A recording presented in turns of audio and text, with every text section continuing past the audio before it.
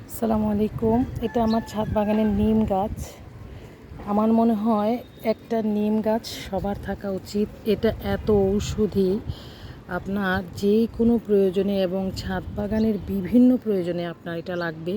Fungicide হিসেবে ধরেন আপনি এটাকে পেস্ট করে পানির সাথে মিশিয়ে দিয়ে দিলেন, কিংবা আপনাকে পাতাগুলো খুব ভালো করে জাল দিয়ে এটা রেখে স্প্রে করে দিলেন গাছে, কিংবা আপনার শরীরে যদি অ্যালার্জি হয় এটাকে পেস্ট করে শুকনা করে বেটে ছোট ছোট গুটি করে শুকায় ওটা খেলেও আপনার শরীরের জন্য অনেক ভালো।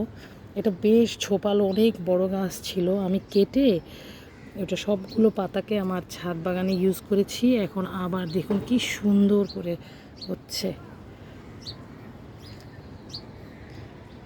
ভিডিওটি লাইক কমেন্ট শেয়ার করবেন এবং চ্যানেলটি সাবস্ক্রাইব করে পাশেই থাকবেন। আজকের মতো এখানেই বিদায় নিলাম। আল্লাহ হাফেজ।